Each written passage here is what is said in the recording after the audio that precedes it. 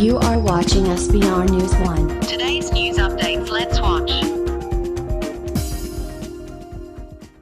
नमस्कार, आप देख रहे हैं SBR न्यूज 1 और मैं हूं आपके साथ अनुपमा खोबरे। और बढ़ते हैं खास खबरों की ओर। बलिया में भाजपा विधानमंडल दल के उप नेता उमाशंकर सिंह ने भाजपा को गठबंधन से इंकार कर दिया है। उन्होंने कहा कि बसपा विधान परिषद चुनाव को लेकर छोटे दलों से संपर्क में है और स्थितियों का आकलन कर रही है।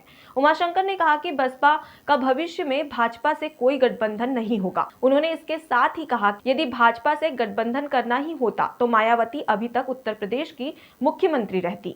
उन्होंने कहा कि अटल जी ने वर्ष 2003 में ही बसपा को लोकसभा चुनाव मिलकर लड़ने की पेशकश की थी, लेकिन बसपा ने इसे ठुकरा दिया था। उन्होंने कहा कि बसपा छोटे दलों के संपर्क में है। उन्होंने बसपा सुप्रीमो मायावती के उत्तर प्रदेश में अकेले चुनाव लड़ने के निर्णय को सही ठहराते हुए कहा कि बसपा मजबूत दल है।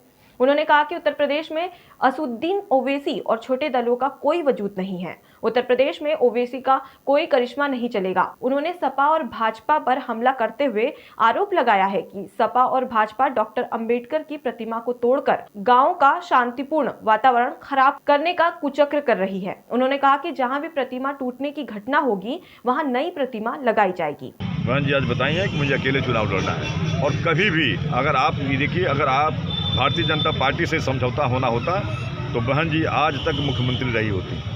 2003 में माननीय अटल बिहारी वाजपेयी जी थे। उन्होंने कहा कि हमारी कुछ नीतियों के हिसाब से आप मिल करके लोकसभा में चुनाव लड़ो।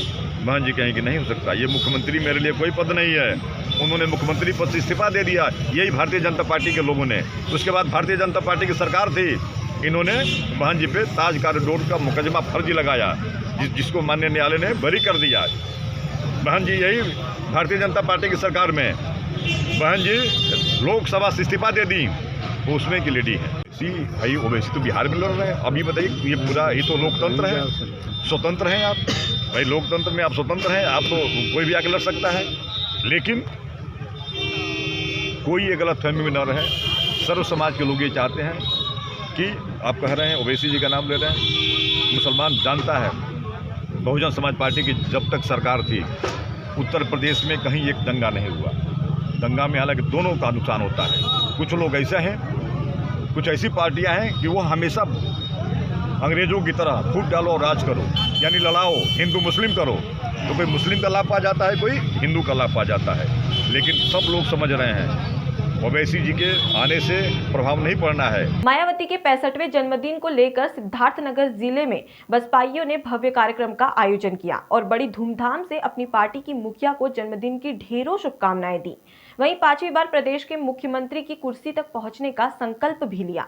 पार्टी कमेटी के निर्देशानुसार जिले में ये कार्यक्रम कल्याणकारी दिवस के रूप में मनाया गया। इस कार्यक्रम में जिले और मंडल के वरिष्ठ नेता सहित सैकड़ों की संख्या में बसपा कार्यकर्ता और पदाधिकारी मौजूद रहे। वहीं कार्यक्रम के मुख्य अध्यक्ष गौतम ने बताया कि बहन मायावती का जन्मदिन जिले में ही नहीं पूरे प्रदेश और देश में सभी जगह मनाया जा रहा है और उनका जन्मदिन जन कल्याणकारी दिवस के रूप में गरीब और असहाय लोगों की मदद करके उनके उज्जवल भविष्य की कामना करना है। बहुजन समाज पार्टी की राष्ट्रीय अध्यक्षा, हम लोगों की नेता परम आदरणीय बहन सुश्री मायावती जी का आज 65वां जन्मदिन हम लोग पूरे हर्षोल्लास से मनाया जा रहा है।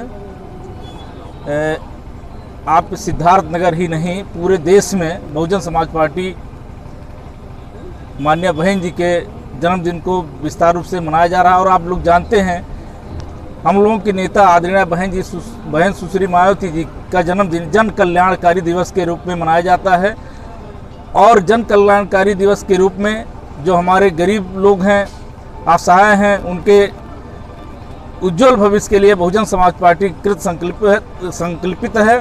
नजीबाबाद विधानसभा क्षेत्र में विधानसभा अध्यक्ष और सहानपुर चेयरमैन खुर्शीद मंसूरी लगातार मेहनत में लगे हुए थे और पार्टी के द्वारा आयोजित कार्यक्रम में बढ़ चढ़कर हिस्सा ले रहे थे। बावजूद इसके प्रदेश के सपा अध्यक्ष नरेश उत्तम पटेल ने विधानसभा अध्यक्ष पद पर एक मनोनयन पत्र जारी करते हुए नईम मकरानी को विधानसभा अध्यक्ष नियुक्त कर दिया, जिसके बाद से खुर्शीद मंसूरी के समर्थक में मायूसी छाई हुई है। क्या नाम है आपका?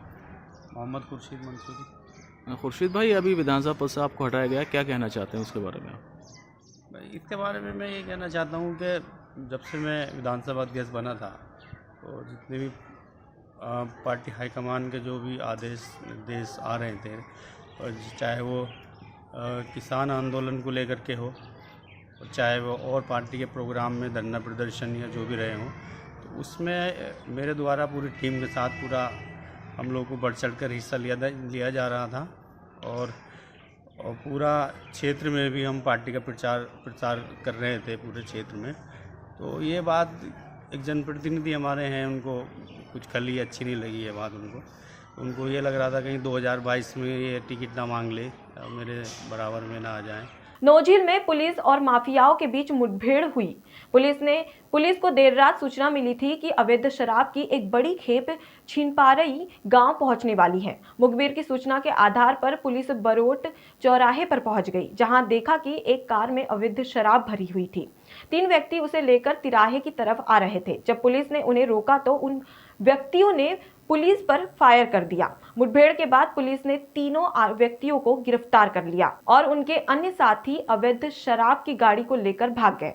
पकड़े गए आरोपियों का नाम मनीष, प्रेमचंद्र और सोनू बताया जा रहा है। आरोपियों की निशानदेही के आधार पर पुलिस टीम छिनपारई गांव पहुंची और शराब माफिया कालीचरण को तलाशा और शराब माफिया और उस परिजनों ने पुलिस टीम पर फायरिंग कर दी। पथराव से दरोगा विपिन भाटी सहित 3 पुलिसकर्मी घायल हो गए।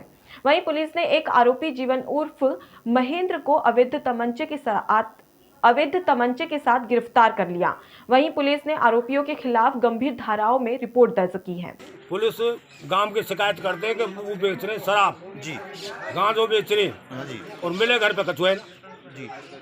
बता रहे मारपीट भी की है, कोई घायल हुआ है यहाँ? न घायल भाई औरत जी, पप्पू की चोट आई है, औरतन के आई है, कहीं नहीं जी। तो आपने पूछने की कोशिश नहीं की ऐसा क्यों कर रहे हैं वो लोग? न पुलिस वाले तो माने ही ना कहूँ बात, सुने ही ना है जी कहूँ। फिलहाल के लिए इतना ही। खबरों में बने रहने के लिए देखते रहिए SBR News 1। नमस्कार।